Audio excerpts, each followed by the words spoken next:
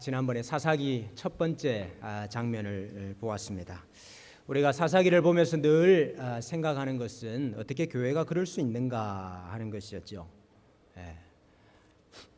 타락하여서 하나님께서 다시 구원하여 주시면은 또 다시 타락하고 또 다시 반역하고 어떻게 교회가 그럴 수 있는가 그런 생각이 우선적으로 들지만은 그러나 하나님께서는 뭐 이런 교회가 있느냐, 뭐 이까지껏 교회가 있느냐 이렇게 말씀하지 않으시고 끊임없는 백성들의 반역, 끊임없는 백성들의 배반, 끊임없는 백성들의 언약 파기에도 불구하고 하나님께서는 교회를 놓지 않으셨다 하는 것.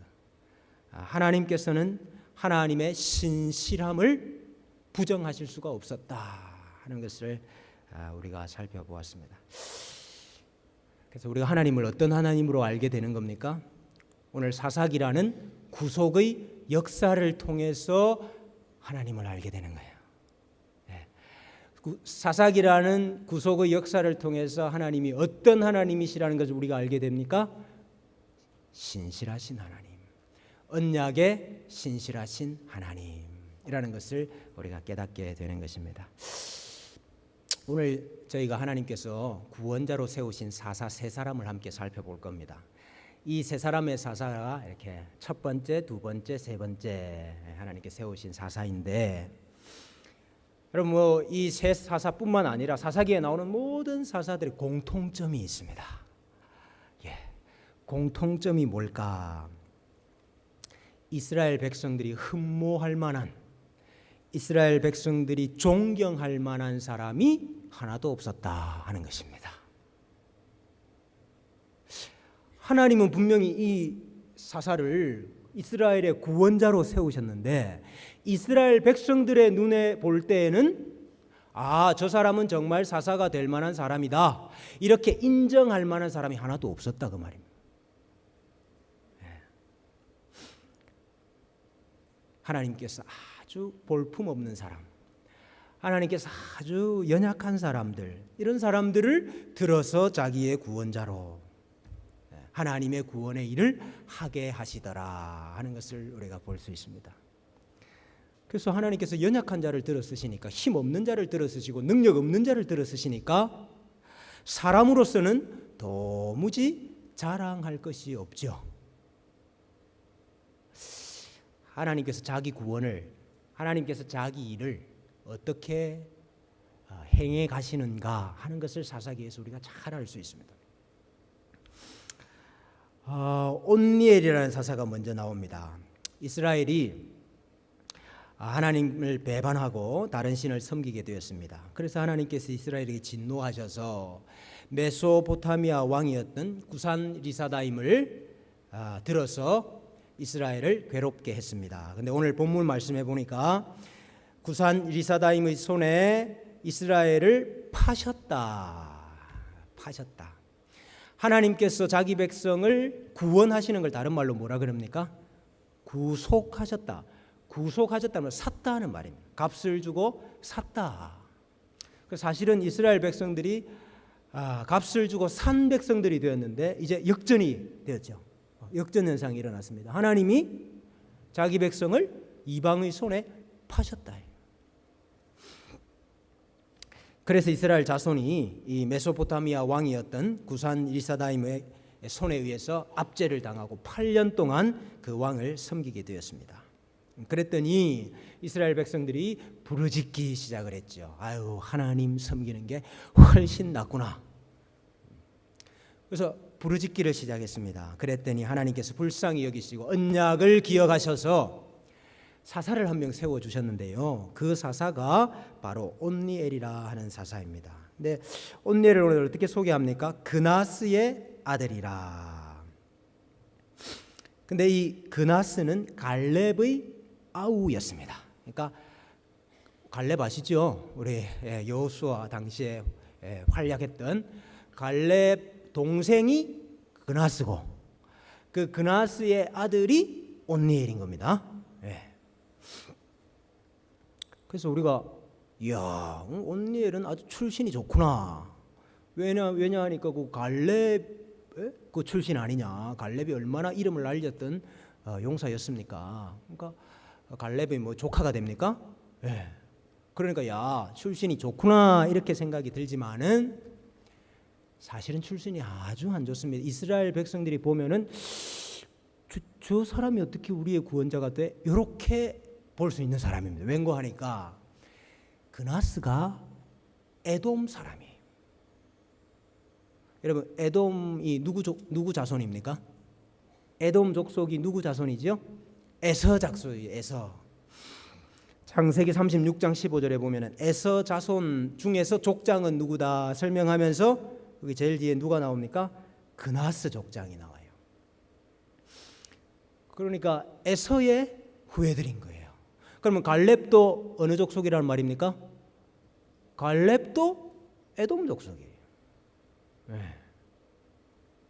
여러분 그 에돔 에서 족속 알지 않습니까? 에서하고 야곱하고 얼마나 싸웠잖아요. 근데 사실은 관계가 좋은 관계가 아닌데 오늘 에돔 족속임에도 불구하고 하나님 신앙을 받아들이고 그래서 이스라엘 안으로 들어와서 이스라엘의 언약을 받아들인 하나님의 언약 백성이 된 사람들이 된 거죠. 그 중에 이 온니엘이 있습니다. 하나님께서 이 온니엘을 통해서 이스라엘 백성들을 구원하셨습니다. 온니엘의 그 무엇을 통해서가 아니고 오늘 사사기 3장 10절에 보니까 여호와의 영이 그에게 임하셨으므로 구원은 성부 하나님만 하시는 일도 아니고 성자 예수님만 하시는 일도 아니고 성령 하나님께서 역사하시는 일이다. 주의 영으로 이 온니엘에게 역사하셔서 하나님께서 이스라엘 백성들을 구원해 주셨습니다. 그래서 에돔 족속 중에 한 사람을 하나님께서 구원자로 사사로 이렇게 들어서요. 여러분 이스라엘 백성 가운데 이스라엘 출신이 그렇게 없어가지고 우리가 저 에돔 족속 저 사람을 우리가 따라야 되느냐? 만약에 출신을 가지고 그렇게 생각했다면은 하나님께서 세우신 구원자를 인정할 수가 없었겠죠. 이게 굉장히 중요한 내용입니다. 만약에 출신을 가지고 혈통을 가지고 혈육을 가지고 어떻게 하나님이 저런 사람을 구원자로 세울 수 있느냐 그렇게 말했다면은 그 백성은 하나님께서 세우신 구원자를 인정하지 못하고 구원을 받지 못하는 사람이 됐을 거다 이 말이에요. 자, 또다시 이스라엘이 하나님을 떠났습니다. 그래서 이번에는 하나님께서 모압 왕이었던 에글론을 강성하게 하셔가지고 에글론의 손에 또 이스라엘을 파셨습니다. 근데 여기 오늘 보니까 에글론이 강성하게 된 이유를 뭐라 그럽니까? 여호와께서 모압 왕 에글론을 강성하게 하셨다. 하나님께서 이방 족속은 통치 안 합니까? 하나님께서 이스라엘의 하나님이시니까 이스라엘만 통치합니까? 그렇지 않습니다. 하나님께서 모든 온 피조물 온 세상을 통치하시는데 누구를 위해서? 기준은 이스라엘이에요. 기준은 자기 백성이에요. 자기 백성의 유익을 위해서 때로는 이방을 들어서 치기도 하죠. 매로 드시기도 하시고 때로는 이방을 들어서 이스라엘을 높이기도 하시고 자기 백성을 위해서 하나님은 온 세상을 통치하고 계신다 하는 것을 우리가 보게 되는. 그래서 이제 에글론의 손에 의해서 이스라엘이 또 괴로움을 당하니까 다시 이스라엘 백성들이 부르짖습니다. 그랬더니 이번에는 하나님께서 여호와께서 그들을 위하여 한 구원자를 세우셨으니 그는 곧 베냐민 사람 게라의 아들 왼손잡이 에훗이라 그랬습니다. 여러분 저 베냐민이라는 뜻이 무슨 뜻인지 아십니까? 베냐민 베는 아들이고 야민은 오른손이라는 뜻이에요. 그러니까 오른손의 아들이다 이 뜻인데 여러분 성경의 오른쪽 오른편 이거는 하나님의 힘, 능력, 권세 이런 손을 하나님의 오른손이라고. 하나님의 오른손이 우리를 붙잡고 계신다. 그러면 하나님의 능력 있는 손, 힘 있는 손, 권세 있는 손이 우리를 잡고 계신다. 그런 뜻이거든요. 저 승천하신 예수님께서 하나님 어디에 앉으셨다 그랬죠? 우편에. 그거는 뭐 진짜로 이렇게 위치상으로 딱 하나님 우편에 늘 앉아 계신다 이 말이라기보다는 하나님의 우편이라는 건 하나님의 힘 있는, 하나님의 권세, 하나님의 능력을 상징하는 거예요. 그러니까 하나님의 힘과 권세와 능력을 이제 부여받아서 세상을 다스리시고 통치하시는 가운데 좌정하고 계신다 이 뜻인 거예요. 하나님 우편에 앉아 계신다 그 말이. 그러니까 베냐민이 오른손의 아들이니까 얼마나 권세가 있는 아들이고 얼마나 힘이 있는 족속이겠습니까? 근데 그 족속에서 그 족속 사람 중에 선택해서 구원자로 세운 사람은 왼손잡이라. 근데 이제 우리 성경에는 왼손잡이라 이렇게 이제 번역을 했지만은 직역을 하면은 오른손이 제한된 사람이라. 오른손이 묶여 있는 사람이라. 오른손이 다친 사람이라. 이렇게 번역을 할 수 있습니다. 직역을 하면은. 그러니까 왜 왼손잡이냐? 왜 왼손잡이예요? 오른손을 못 써서 왼손잡이. 그래서 많은 학자들이 이 에훗을 장애인으로 봅니다. 오른손을 못 쓰는. 오른손이 묶여 있고 오른손이 제한돼 있어 가지고 지금 왼손을 사용하는 사람이다 이렇게 보는 거죠. 그 실제로 이제 나중에 에훗이 그 모압 왕 에글론을 찔러 죽일 때 칼을 1규빗 정도 되는 칼을 만들어 가지고 오른쪽 허벅지에 차고 갔다 그랬습니다. 그러면 1규빗이면 40cm에서 45cm거든요. 얼마나 긴지 않습니까? 그 칼을 오른쪽 허벅지에 숨겨가지고 들어가는데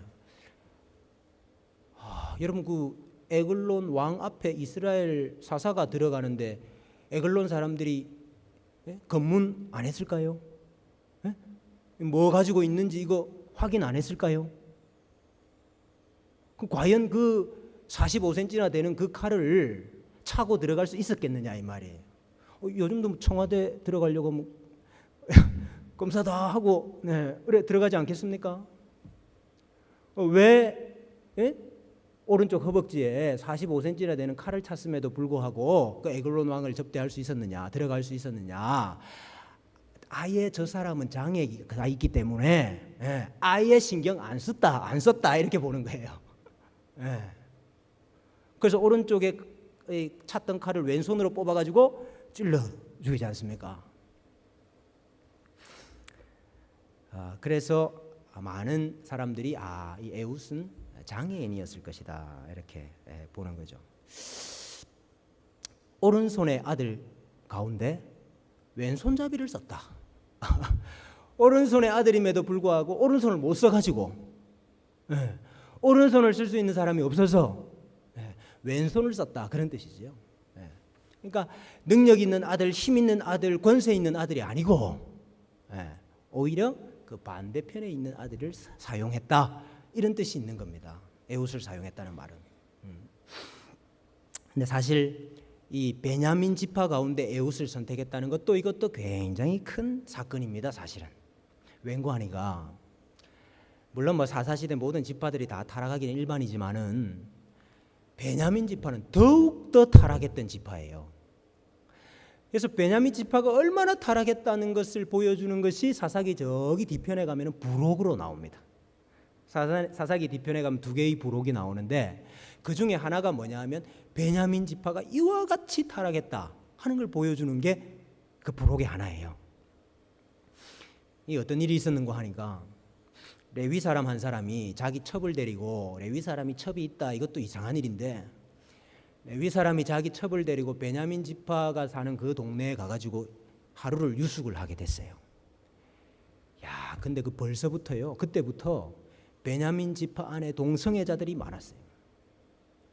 그래가지고 그 동성애자 불량배들이 그 레위 사람과 레위 사람의 첩을 묵게 해준 그 노인의 집을 찾아왔어요. 오늘 밤에 들어온, 우리 동네에 들어온 그 첩을 내놓으라 이렇게 한 게 아니고 그 레위 사람을 내놓아라. 우리가 그와 상관하리라. 그래서 이제 이 노인이 그걸 막지요. 막는데 뭐 완력으로 그냥 문을 부수려고 하니까 이 레위 사람이 자기 첩을 내줬대. 이 사람이 밤새도록 그 첩을 농간하고 아침에 보니까 그 첩이 문 앞에 죽었어요. 그래서 이 사람이, 레위 사람이 나와가지고 그 죽은 첩을 12동항을 내가지고 이스라엘 각 지파에 하나씩 보냈어요. 이스라엘 가운데 어떻게 이런 일이 있을 수 있느냐, 우리가 이 베냐민을 어떻게 그냥 둘 수가 있느냐. 그래가지고 베냐민을 제와 모든 이스라엘 지파들이 베냐민을 치려고 모였어요.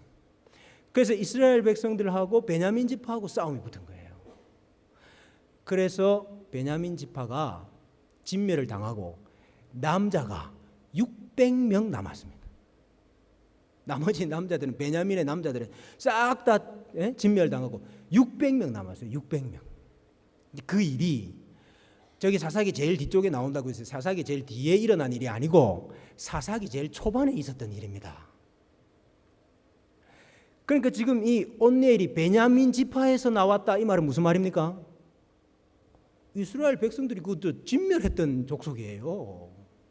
600명만 남기고 다 죽였던 족속이에요. 이스라엘 족속들이 베냐민 지파 중에 사사가 나왔다, 이거 받아들일 수가 있겠습니까? 네? 근데 그거 못 받아들이면 우리의 눈으로 볼 때 저 사람이 어떻게 사사가 되냐, 저 집 베냐민 족속 아니냐, 그렇게 하면은 하나님께서 세우신 사사를 못 받아들이게 되는 거예요.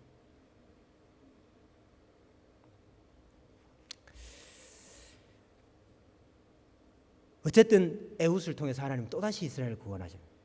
다시 이스라엘이 하나님을 배반하니까 이번엔 블레셋을 들어서 이스라엘을 치셨는데, 그때는 하나님께서 또 어떤 사사를 세워주셨습니까?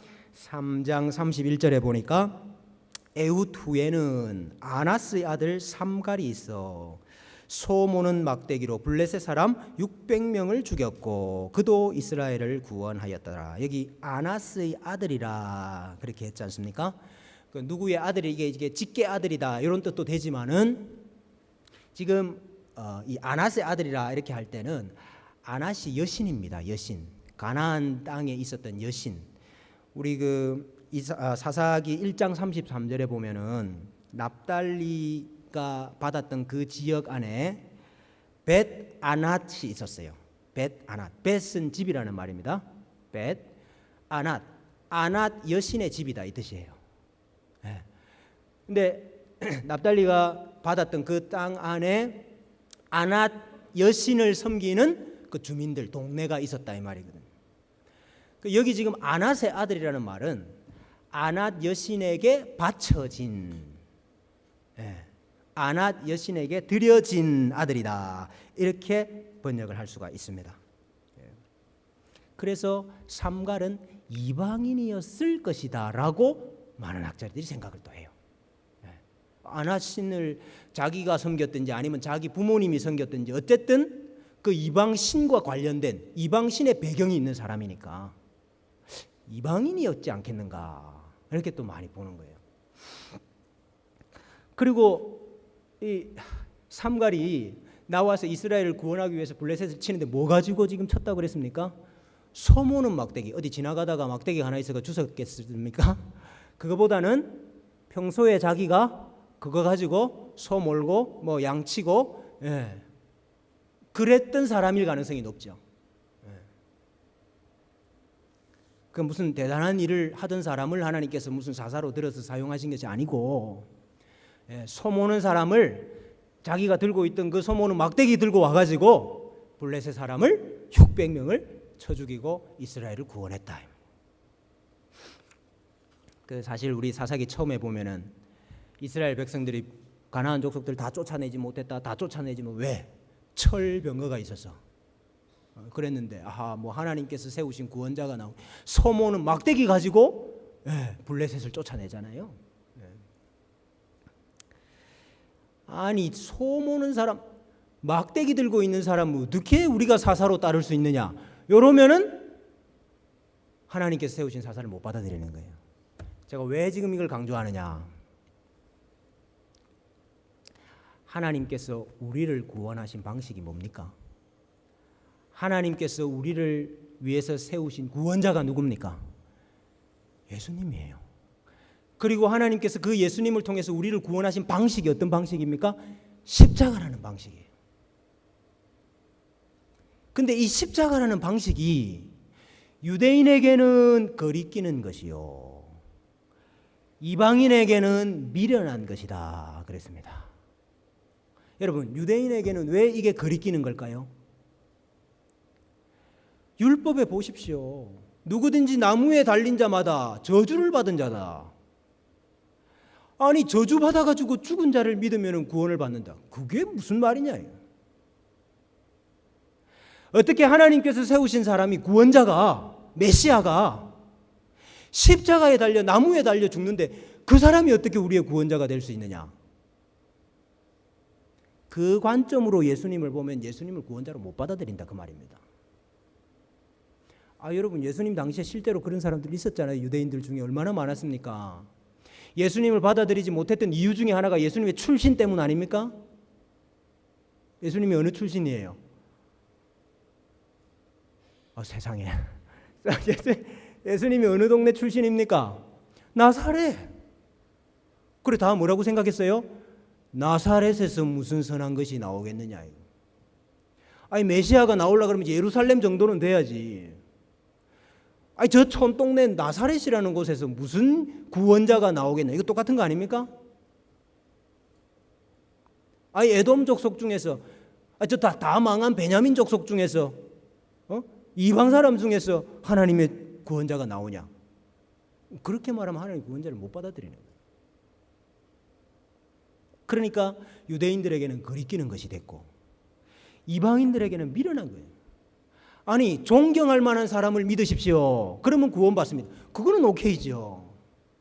예? 아니 근데 십자가에 비참하게 달려가지고 죽은 그 사람을 믿으면 구원받는데 이게 어떻게 가능한 일입니까? 그러니까 미련해 보이는 거예요, 이방 사람들한테는.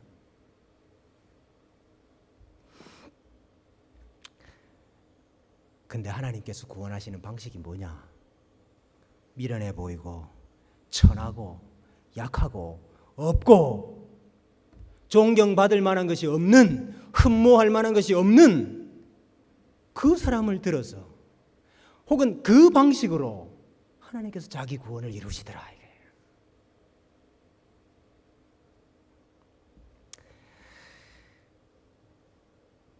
그래서 사도 바울도 전도할 때, 내가 하나님의 도를 말할 때, 전도할 때에 사람의 설득력 있는 말, 사람의 어떤 지혜로운 말, 그거 가지고 말하려고 하지 않았다. 그거 가지고 전하려고 하지 않았다.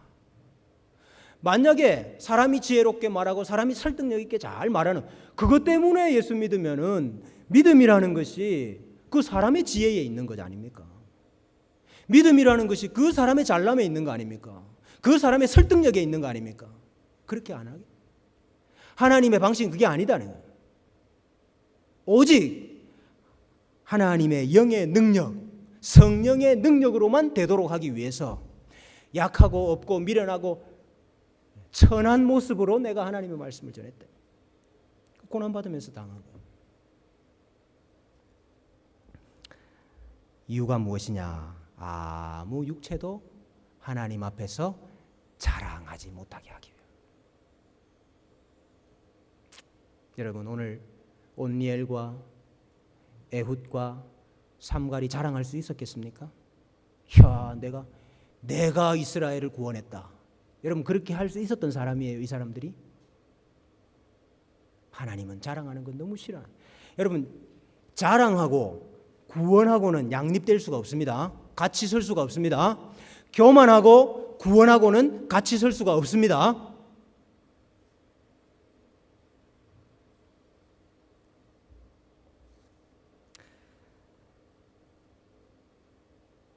저는 오늘 우리 헌신하시는 북서울과 여의도교구 모든 식구들이 나의 있음을 자랑하지 말고 나의 없음을 자랑하는 성도들이 되면 좋겠습니다.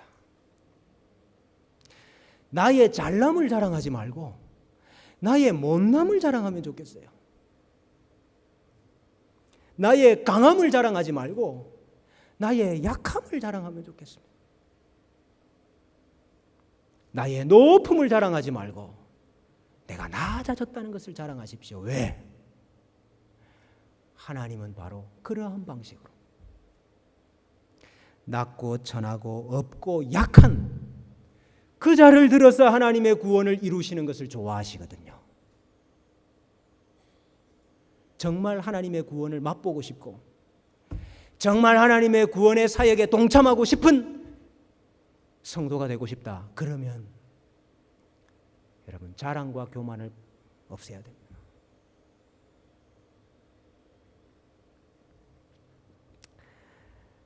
우리에게 적용을 한번 해보십시다.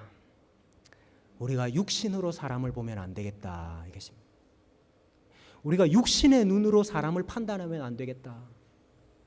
세상의 관점으로 우리 형제들을 판단하고 바라보면 안 되겠다. 어디 출신이냐? 얼마나 배웠느냐? 네가 가진 것이 뭐냐? 여러분, 그것으로 우리가 형제를 바라보고 형제를 판단하고 그렇다면 그 사람은 십자가라는 방식을 아직 모르는 사람이에요. 미련하고 우리 가운데 미련하고 없고 천하고 약하고 낮은 그 사람을 더 귀하게 볼 줄 아는 사람이 하나님의 일하심을 아는 사람입니다. 하나님이 저런 사람을 통해서 일하신다.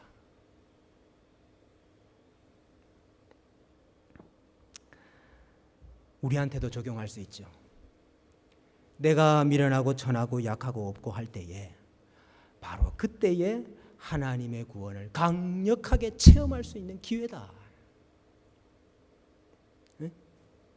그때가 하나님의 일하심을 내가 제대로 체험할 수 있는 기회다.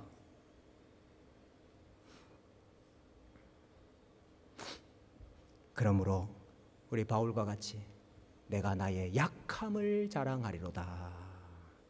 이는 그리스도의 능력이 내 안에 머물게 하려 함이라. 우리 모든 성도님들 내 능력으로 내 인생을 세우고 내 능력으로 우리 가정을 세우고 우리의 힘으로 교회를 세우고 여러분 절대로 그러지 말고 우리의 약함이 오히려 하나님의 강함이 되고 내가 약할 그때에 오히려 강하게 되고 우리의 약함을 통해서 하나님께서 하나님의 일을 행하신다 하는 것을 꼭 믿으시고 정말 하나님이 사용하시는 하나님께서 자기 구원의 일을 마음껏 보여주시는 그런 우리 모든 식구들이 되면 좋겠습니다. 오늘 마지막으로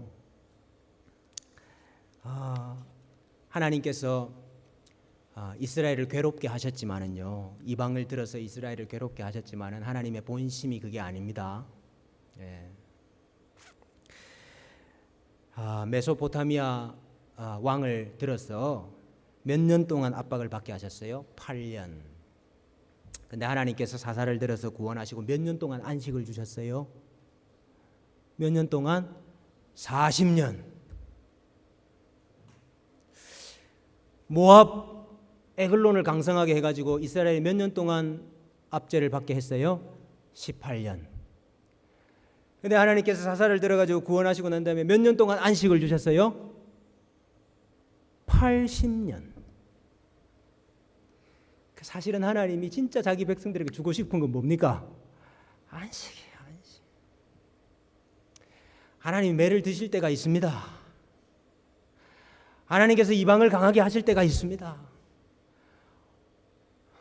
하나님께서 자기 백성을 버린 것 같이 느낄 때가 있습니다.